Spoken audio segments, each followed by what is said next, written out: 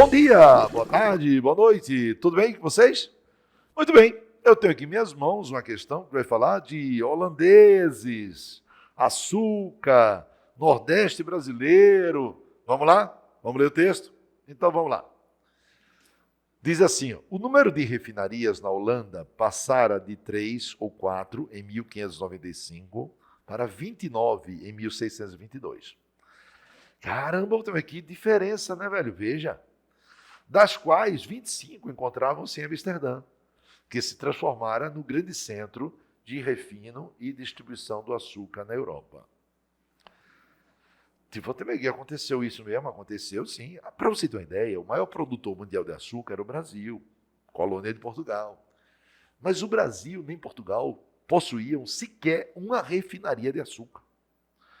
Então, né, o Brasil produzia um açúcar, de que tipo? Mascavo, né, esse açúcar, gente, ele era exportado, né, em pães, como diziam. Volta meia, qual o nome que você está usando aí? Bom, gente, os chamados pães de açúcar, né? Volta meia, eu quero pão de açúcar. Na verdade, gente, era um torrão de açúcar, né, tipo a rapadura, quem conhece rapadura, e aqui no Nordeste é mais fácil da gente entender. E esse torrão de açúcar, ele tinha um formato mais ou menos assim, ó. Vou ter aqui. Então é por isso que aquele morro do Rio de Janeiro recebeu esse apelido, exatamente. O morro lá do Pão de Açúcar, né? Aquela montanha lá do Rio de Janeiro, tem o nome de Pão de Açúcar, Pão de Açúcar.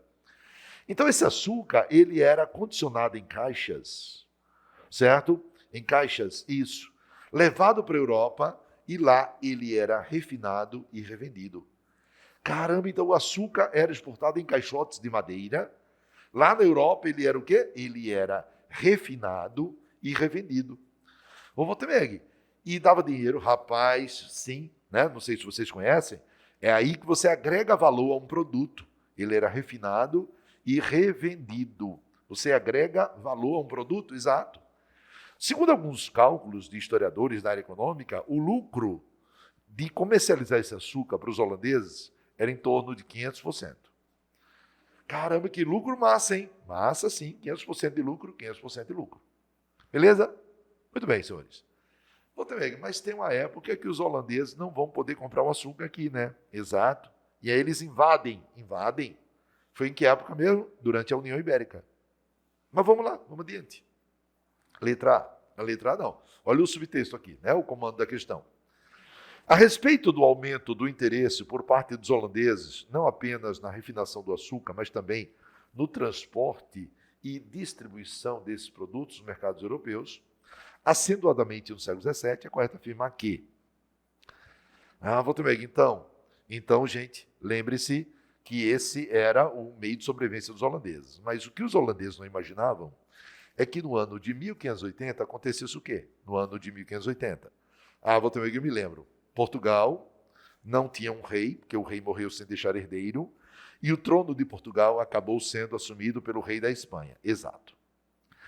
E a Espanha, naquela época, era simplesmente inimiga da Holanda. Exatamente, inimiga da Holanda. Certo? Essa época é o que chamamos de União Ibérica, né? E isso, gente, é o período da chamada União Ibérica, né? O período da União Ibérica. Tá certo? Muito bem. E aí a Espanha, inimiga da Holanda, o que ela faz? Simplesmente, ela proíbe os holandeses de comprarem açúcar no Brasil. Caramba, proíbem os holandeses de virem ao Brasil comprar açúcar. Exatamente. Os holandeses de comprar, certo, açúcar brasileiro. Os holandeses vão desobedecer. Então, diante dessa proibição, vão ocorrer o que no Brasil, gente? Vão ocorrer as chamadas invasões holandesas ao Nordeste do Brasil. As invasões holandesas ao Nordeste, porque é a nossa principal região produtora de cana-de-açúcar. Então, a primeira invasão acontece aonde? Na Bahia, e a segunda invasão em Pernambuco. Mas, gente, lembre-se que depois de dominar Pernambuco, os holandeses acabaram dominando um vasto território que ia de Sergipe ao Maranhão. Tá? Não esqueçam disso.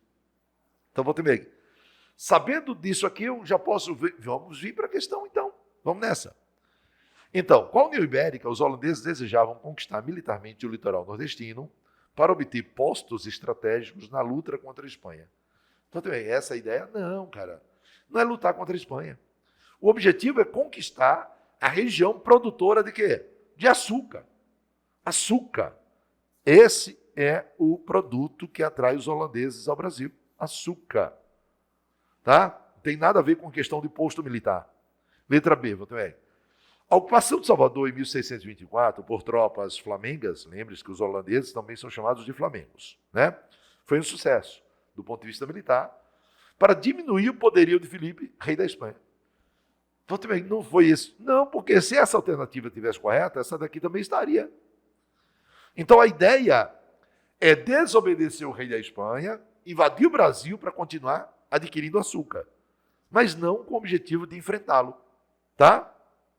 Letra C.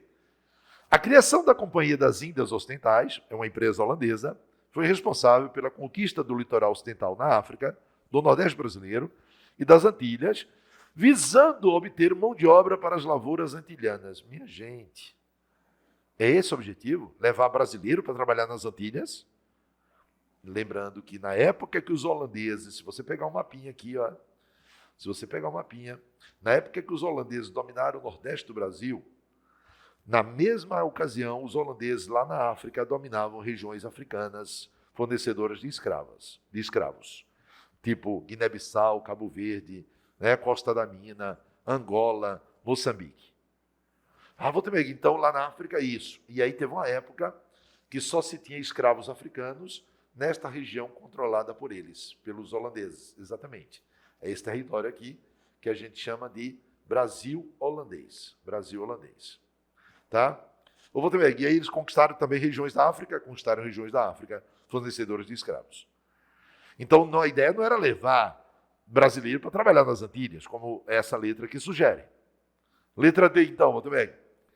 O domínio holandês do Nordeste brasileiro buscava garantir o abastecimento de açúcar, tinha sido proibido por quem? Pela Espanha, controlando a principal região produtora, o Nordeste. Foi graças ao capital Flamengo que a empresa açucareira pode ser instalada na colônia. Você for também, até porque desde a época em que ocorreram as capitanias hereditárias, o Duarte Coelho, o administrador de Pernambuco, o donatário de Pernambuco, ele conseguiu financiamento holandês. Tá certo. Então, vou também. Vamos ver a letra E. A Companhia das Índias Ocidentais, em 1634, na luta pela conquista do litoral nordestino, propõe a proteção das propriedades brasileiras submetidas à custódia holandesa, porém, em troca, os brasileiros não poderiam manter sua liberdade religiosa. Isso é mentira, gente. Sabe por quê? Se teve uma coisa que os holandeses fizeram e chama a atenção da gente até hoje, foi a liberdade religiosa, incluindo judeus. Judeus chegaram a ter liberdade religiosa no Brasil pela primeira vez durante a época em que o Nordeste do Brasil estava sob domínio holandês. Então a resposta é a letra D. Né? Exatamente, gente. Essa é a resposta. Valeu, senhores. Tchau. Fiquem com Deus.